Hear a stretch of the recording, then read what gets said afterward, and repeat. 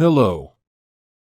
I am TOEFL Guy, but everyone just calls me Guy. Do you remember me? I'm on the first episode of the General Block. If you haven't seen it yet, check out the playlist. This is the first episode of the listening block. We will take a quick look at the format of the listening test, some types of questions used in the exam, and the types of audio as well. It is very important to know the exam well, but we will do that step by step. In this episode, we will look at the overall format of the listening test, an example adapted from TOEFL test, and discuss 3 types of questions that appear on the test. In addition, we have a link for you to download the folder with listening tests to practice, which ETS itself offers for free. So, let's go. What do you think you need to have a good result in the TOEFL listening test? Of course, you have to understand spoken English, but to have a really good score, you need to know exactly what the test is like, what questions they ask, know the discourse, that is, know how the speech is organized. Develop strategies to take the test and practice. We will start by taking a quick look at how the exam is organized. So let's see, how is the screen in the listening test? You will see the volume, help, OK, and next, controls at the top right of the screen. Underneath these controls, you will see the clock that marks the time of the test and the button to hide the clock which reads Hide Time.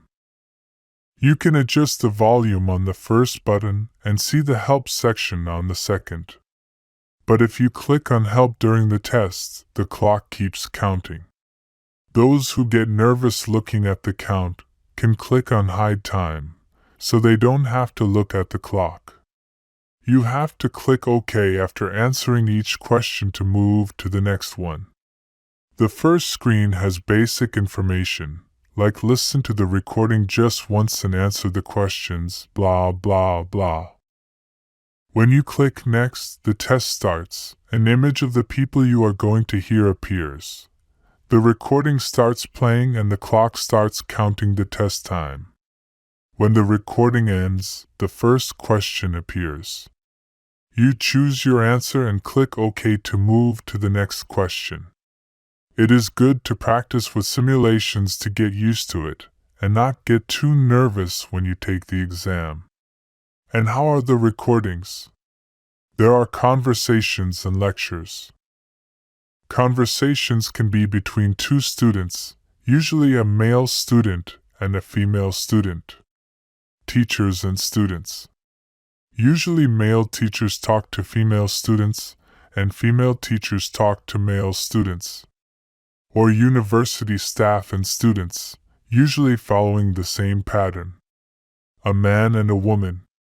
Want to see an adapted example of the real exam? How about starting with the conversation? Listen to a conversation between a student and a librarian. Hi, I'm a new student. I was not able to come to the orientation yesterday, and I would really appreciate if you could give me a few quick pointers about the library. Of course. I'd be happy to help. What are you studying?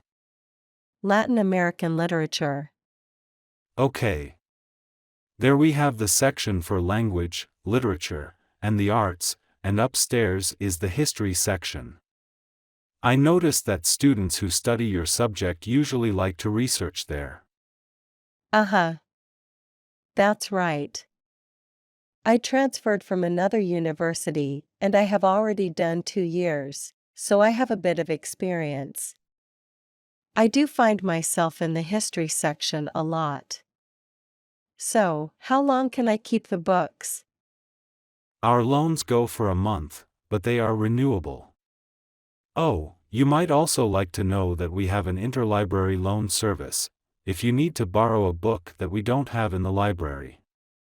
The interlibrary van runs between the public and university libraries circuit in this area 3 times a week. Wow, this is really good. At my other library, it usually took quite a long time to get any interlibrary loan. I had to plan very much in advance if I wanted to use the service. Your system seems much faster. I was also thinking if there is a place where I can plug my computer, is there? Yes. There's a large area on the main floor where you can connect your computer for power. And we also have wireless internet connection. Cool. So I can do all my research right here. All the resources, all the information I need are here in one place. You're right, that's the idea. In case you'll need photocopiers, they're upstairs to your right. We use a copy card system, so once you've bought a card from reception, just insert it into the machines and you're good to go. What is the price? 7 cents a copy. That's okay. Thanks. What about rare books? Have you got a collection of those? Yes, they are located on the 4th floor, in a separate room with controlled temperature for preservation.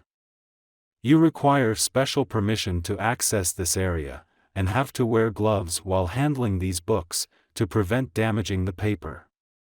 You'll find a box of gloves in the room. Okay. I believe that's all the information I needed, thanks. Have a good day. Same to you. Bye. Bye. In this example, a student talks to a librarian to ask for information. This is the standard for the exam. That is what always happens in this kind of conversation. So let's talk about what's important in this conversation to answer the questions. If you watched episode 1 of the general block, you already know that you have to write down the information and make a schematic summary. If you want to watch it, check out the playlist. So what is important in the conversation? To begin with, what people talk about, why people have this conversation, and the conversation details. Why is it important? Very simple. You need this information to answer 3 types of basic comprehension questions in the TOEFL listening test. If you already have the book, check out the first chapter. Pages 16 to 26 explain the content of this episode, including the basic comprehension category and the question types, and has tips on how to go about finding the answers to these types of questions. If you don't have the book yet, get it on Amazon. See the links in the description of this video. So let's begin. What people talk about answers general content questions or just content questions, which appear in the test with high frequency, around 4 per test. In the case of our example, the conversation is about the functioning of the library or general information about the library. If you write this information down in the summary, it's easy to answer the questions because it's a multiple choice. You just choose the most suitable alternative. Here are some examples of this type of question. What did the student discuss with the professor? What is the conversation mainly about? Why people have the conversation, you use to answer the general purpose questions or just purpose questions, which are also used very frequently, from 3 to 5 per test. In the case of the example, the purpose may be to know about the functioning of the library or to ask for information about the library. For example, why did the student go to the library? Why does the student visit the professor? The details of the conversation are used to answer detail questions, which appear with a very high frequency, from 12 to 14 per test. In the case of our example, a detail question that appears in the exam is what is asked of students before they use any rare books. You might want to download the recordings and questions from the ETS website. Check the link in the descriptions. Here's how to do it. First, you download the folder, listen to the recording, and do the summary. Then you open the PDF file. Don't forget that the transcripts of the recordings appear first in the PDF, but since the text is a listening test, do not read the transcripts and go straight to the next page where you will find the questions. The library conversation is on Test 1, Tracks 1 and 2. Good luck.